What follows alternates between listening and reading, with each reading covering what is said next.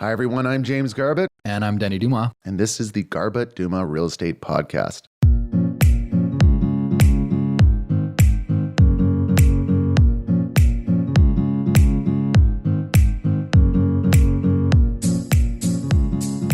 Jamie, big news today. October 26th, 2022, rate hike number 6. Bank of Canada increased the overnight rate another 0.5%. That takes the overnight rate to 3.75%, which means prime will follow in the next couple days up to 5.95%. This is the highest we've seen since 2008.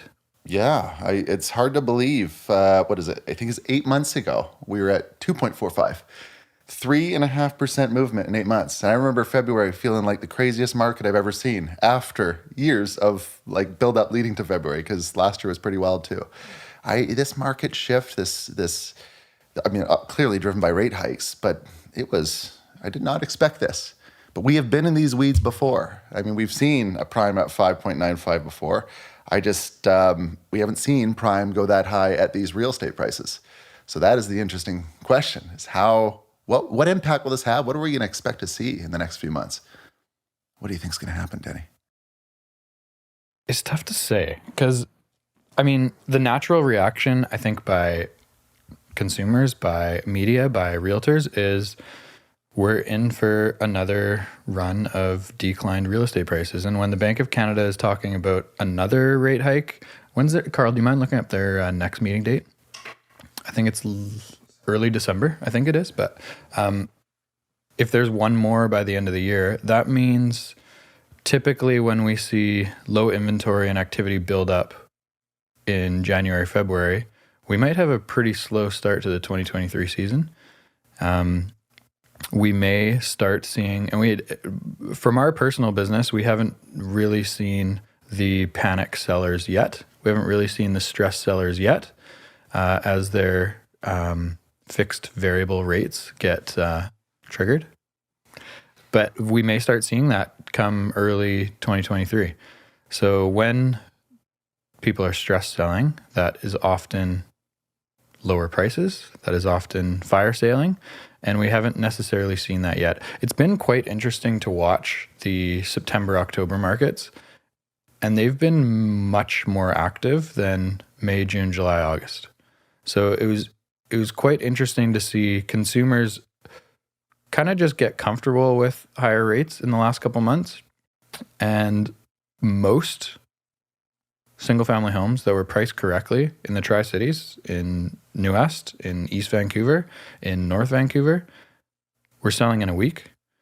Most condos and townhomes that are priced correctly, that maybe don't have super big negatives like facing a busy street or facing the alley with a dumpster, those are selling in a week too.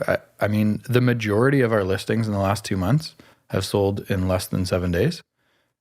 And this rate hike, plus potentially one more, that could slow down quite a bit. Yeah, absolutely. There's still people that want to move. There are people that aren't stretching themselves in their mortgages that can afford to move in this environment, but they're with high interest rates, like first-time buyers, for example. There's a lot of people that are stretching themselves to buy a place. And I think that market is going to subside. Who knows what's going to happen in the pre-sale market, because there's more speculation there. But just to give a little background on this, on where we are, like we're at prime at 5.95, and I believe my home mortgage is somewhere around prime minus 0.85. So my interest payment is 5.1%. And when, we locked it in, it was probably in the threes. And there would have been a time if I had that same rate, it would have been in the ones. So a lot has changed. And my thought is that, I look back at a few other instances in recent history when we've been through this before. And the question is, how long is this plateau going to be? How long are we going to see prime around this 6% mark? Because the anticipation it's going to be there for a few months, or maybe half a year or a full year or beyond. But if it gets to a year plus, that's when I think we're going to see more distressed sales. We haven't, like you said, Denny, we haven't seen the foreclosure rush. We haven't seen the defaults. What happens when rates increase this much is a lot of buyers or a lot of homeowners that committed to a variable rate are now at the point where their payments that they committed to might be, instead of paying interest and principal, it might be interest only. And when the payment gets to the point where it doesn't cover the interest, in theory, if you have a 5-year term mortgage, at the end of that term, you're going to have a higher balance. And that's where banks will trigger you to either up your payment or pay it down. There's going to be people that are in a position that they can't do that. And that's, I think it's going to take a few months to show its colors. I think we might start seeing it in the new year. Usually real estate lags a bit. And right now, you mentioned the fall has been busier relative, but I think the accurate way to say it is the fall has been busier than expected based on how the summer was. Sure. Statistically, the fall is still down. Like, we're still behind the 10-year average. In terms of numbers of sales, last month I think was 35% lower in terms of sales volume than the 10-year average. And we've been on that path for the last few months. My personal thought is there's still a lot of people that want to move, and every month we're 35% down in volume. That means a future month is going to be 35% up in volume, but that probably won't happen until rates lower. So I guess just to give a little background on this, COVID hit in, around March 2020. And prior to COVID hitting, prime was at 3.45% for a while. COVID hit, they did prime was at 3.95%. So prime was at 3.95%, then COVID hit, and they did they reduced prime by 1.5% to 2.45. And then 2.45 stuck around for 2 years. It was around from March till February. And then February of this year, in my opinion, the craziest market that has ever existed, was the last month where it was around that point. And since February, it's increased now 3.5% in what I believe is 8 months, if my math is right. So now we're at 5.95%. And we have been here before. I guess kind of going back, I first got licensed myself in February 2008. And I had the joy of getting licensed right at the peak before the crash of 2008. So I like looking at that because I do recall prime being around this mark. So I dug into that yesterday, and I thought it was quite interesting. But it was a little bit of a different pattern than what we're seeing today. So for those that don't know, our Vancouver real estate market crashed pretty good from, let's call it, August 2008 to January 2009. So during that window, I'm going to say prices came off 20%, in some areas more, in some areas maybe less. The only areas that were maybe less would have been like an East Van home, but they were still off 15% and slow. I remember there was a time where it was easy to buy an East Van home and an East Van property. But East Van was arguably one of the most bulletproof markets back then. So in that window, the Vancouver real estate market crashed July 2008 to January 2009. The big difference there is that the prime interest rate peaked in July 2007. So that's when it hit the peak, is July 2007. And that peak back then was 6.25. So we're at 5.95 today. They increased, the last few rate hikes were 0.75%. This one's 0.5%.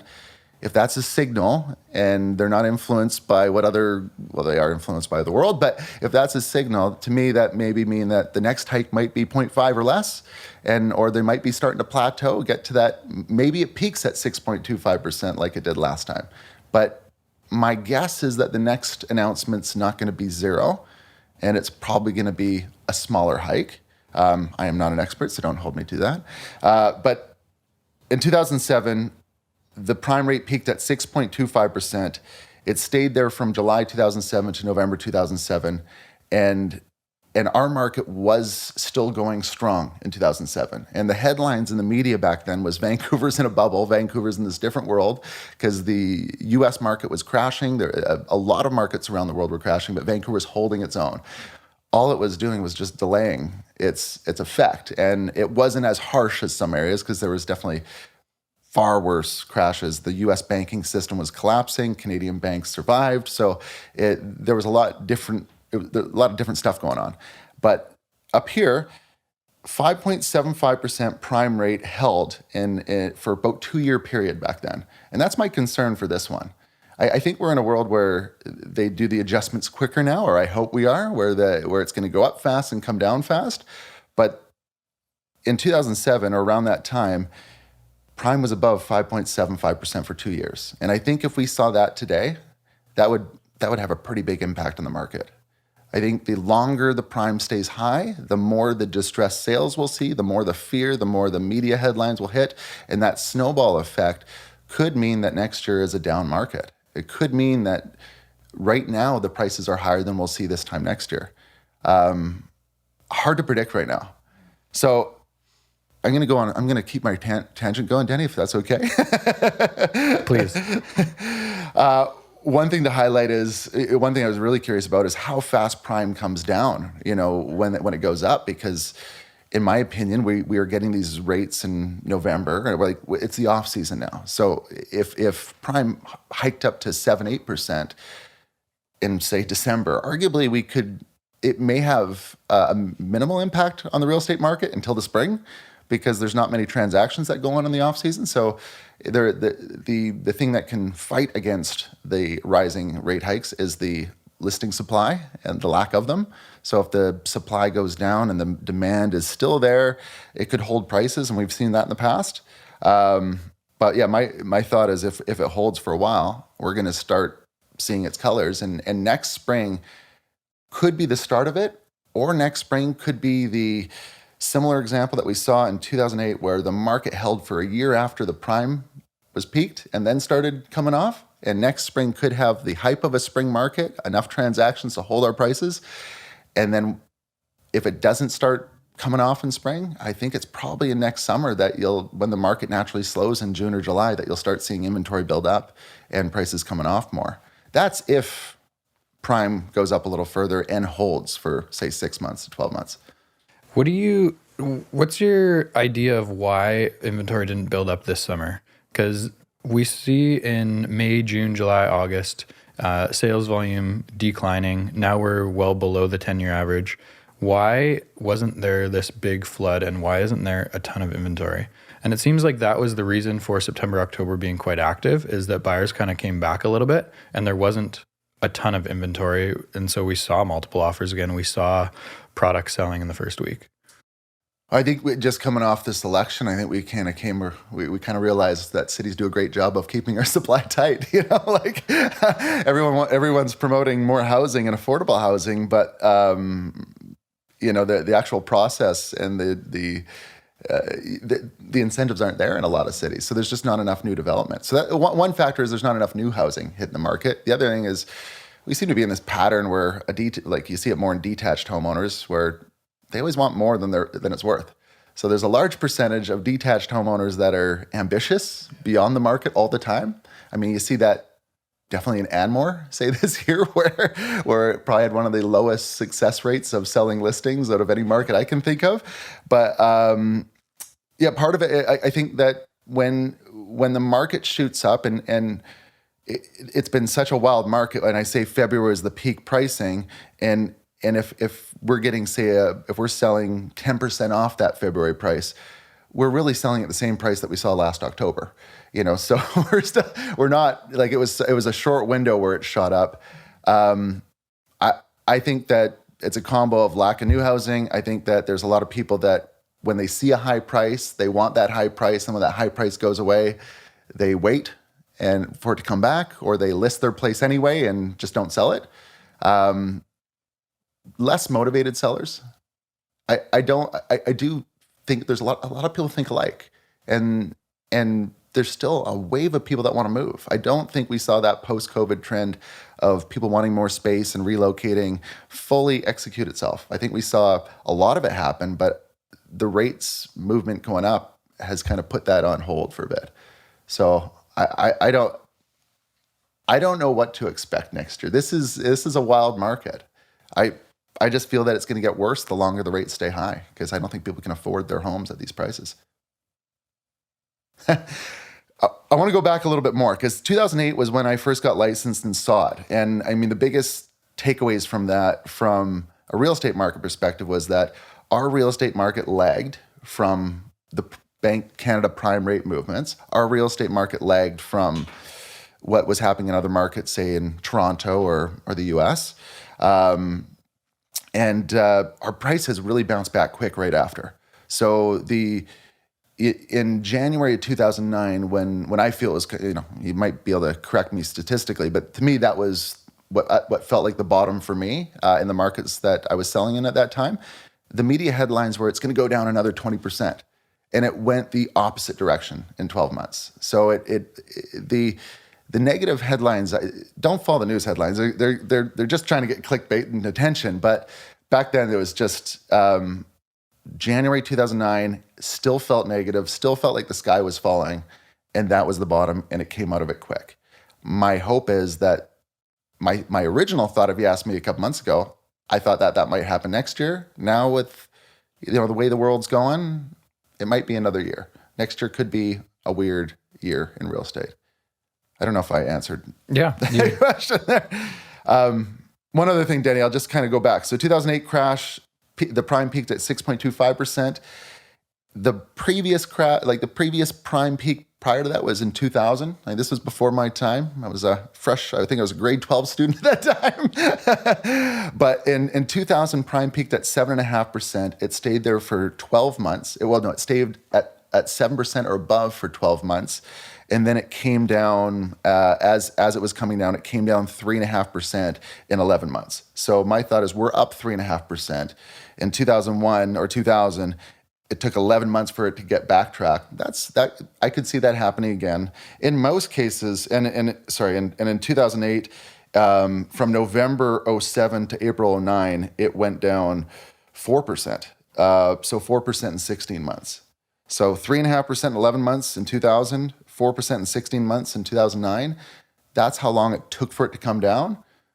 My guess is if we're at 5.95 right now, and if it peaks at 6.25 or 6.5, it's going to take at least 6 months for it to start coming down. And I don't think the market's going to have. I don't think you have to wait for it to get all the way down for the market to be optimistic. But it probably needs to be in the fours to start experiencing that frenzy of bidding wars and multiple offers and subject-free offers again. But that's a wild guess.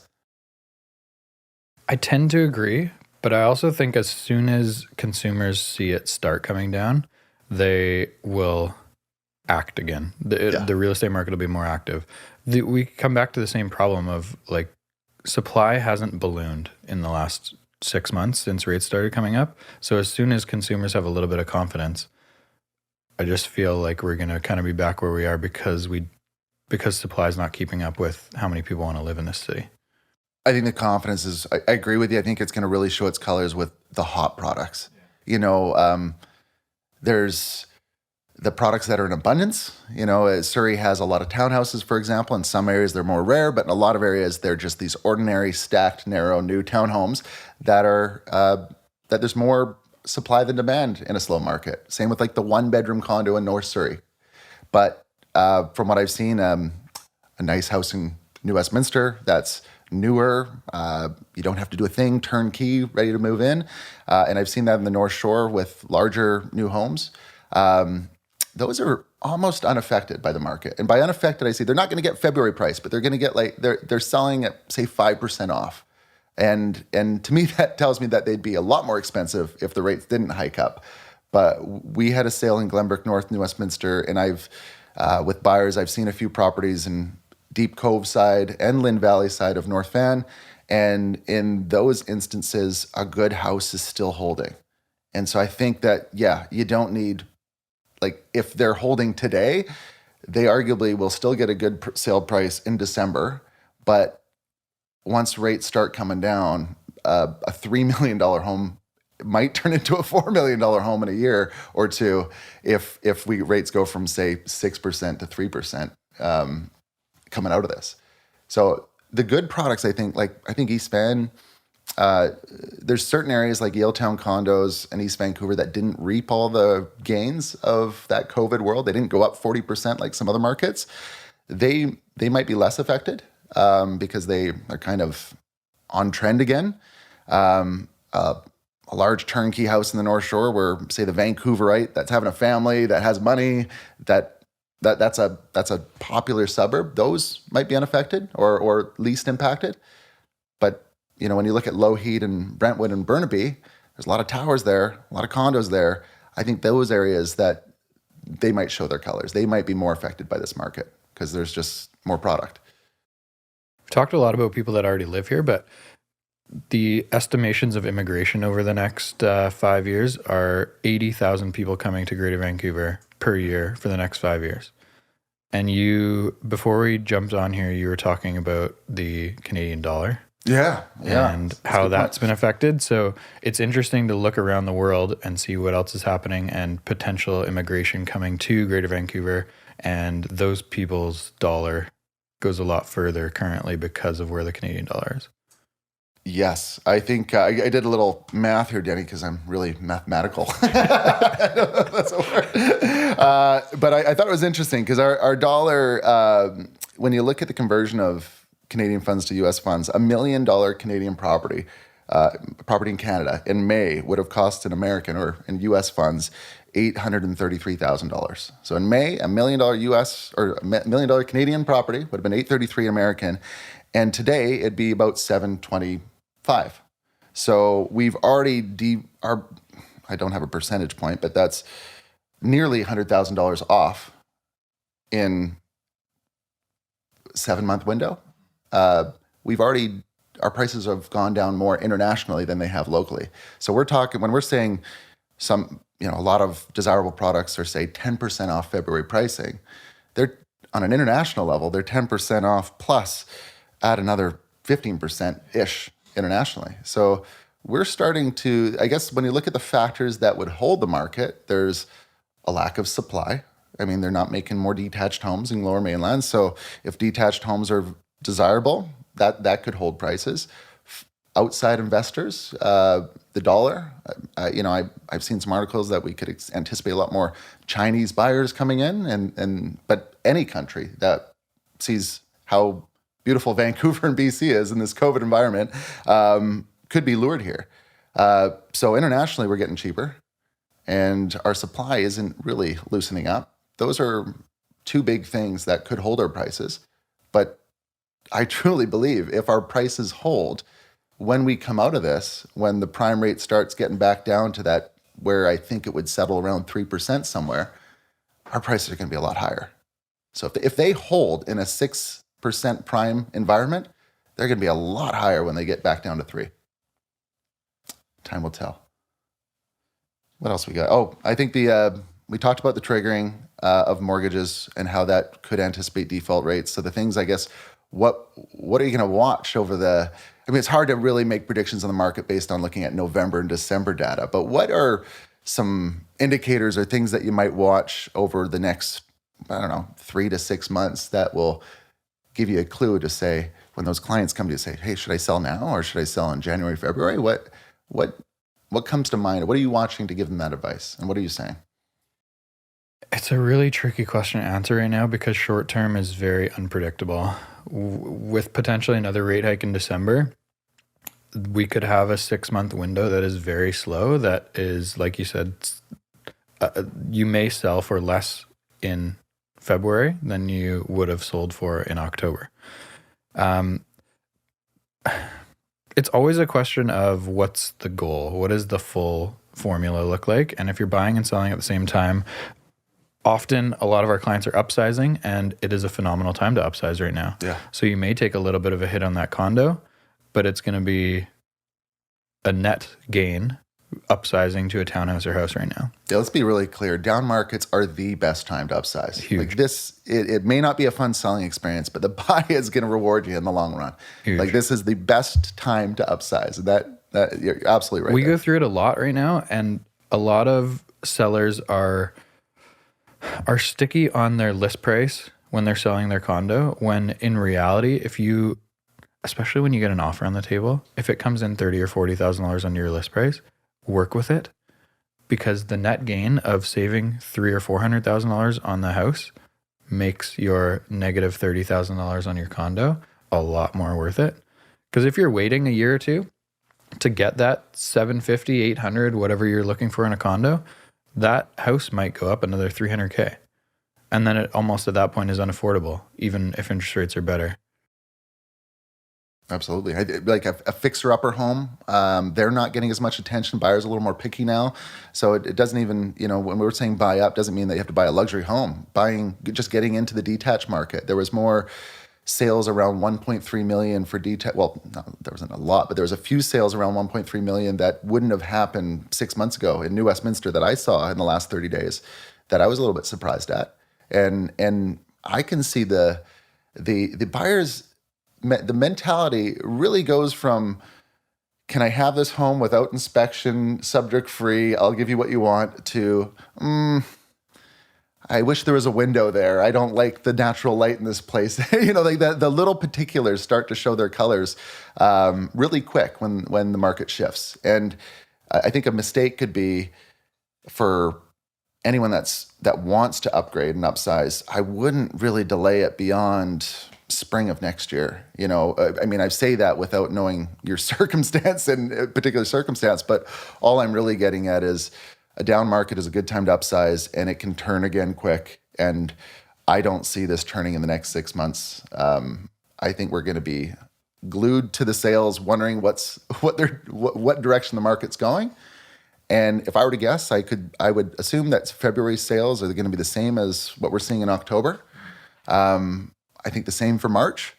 My guess is that the lag, if there is a lag with a further downturn, I think it's probably going to start showing its colors in June onwards.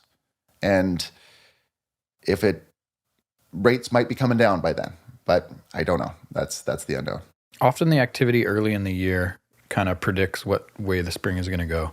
So if you're saying, what are you looking for in the next few months? I think activity in January, how many listings there are, if it's really low and those listings start getting very active and there's 20, 30, 40 people coming through an open house and they're selling in a week, I think that shows that the spring is probably going to be quite active as better homes come up through March, April, May. But if there is a little more inventory than normal in January and those homes are not selling in a week, even the good ones, I think that's going to show that we could see prices decline as more inventory comes through the spring. In most markets, I typically suggest when someone asks, should I sell now or later around this time? Well, my saying is I have yet to see a January or February be worse than a November or December, right? If you're thinking of selling in November or December, my typical answer is, well, I've yet to see a January perform worse than a November or a February. So what I mean by that is typically if you're thinking of selling November, if you wait till January or February, you're going to get a better price. This year is the exception. I mean, I can't say that with confidence. When you anticipate more rate hikes, my assumption is that it's such a weird world, I'm just going to default to assume it's the same. And there's an argument to say it will be worse if you wait to sell and you'll get a better price today. And there's an argument to say it might be better, but you can't say that confidently in either scenario. So I think the tidbits of this podcast episode, the takeaways is past times we've seen the prime go this high. In 2007, it stayed up there for above 5.75% for 2 years. The peak, how long the prime rate stays high will dictate the market. If it stays high for a longer time, I think we both anticipate more defaults to happen and more market negativity and a potentially bad 2023 market. But right now, it's a good time to upsize. It's in weird, uncertain markets, it's a good time to upsize. And I see the traffic coming through open houses. I see that there's people that want to move, and I also see that there's people nervous about making that move. So let's see what next year brings, but we're at 5.95% now.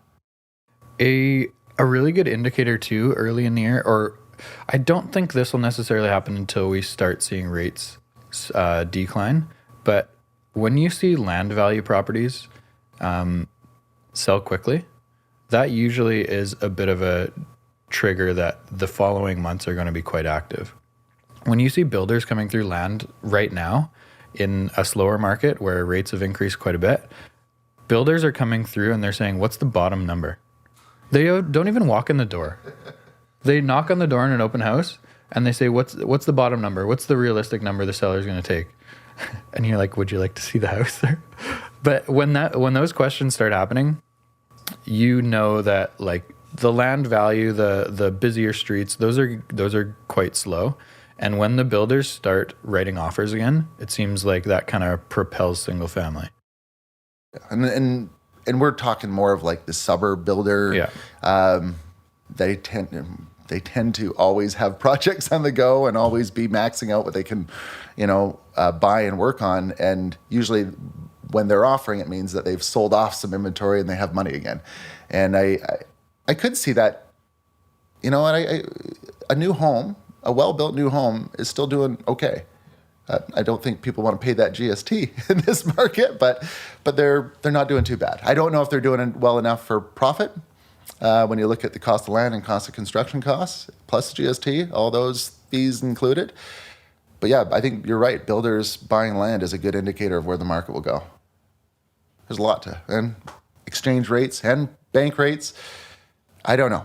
Let's wait and watch and see, Denny. I know. We should do another little update here, maybe, end of October, maybe early December, just to see how the next 30 days go. Because, like I said, a lot of product in the suburbs of Greater Vancouver, not so much past the river. Fraser Valley has been quite slow, but September, October in the Tri-Cities, in New West and East Van, have been really active. So prices haven't necessarily climbed or got back to peak pricing, but the activity is encouraging. Who knows, maybe this another 0.5% means November, December quite slow. I mean, the cost of building a home isn't getting much cheaper. Wages and materials aren't getting much cheaper.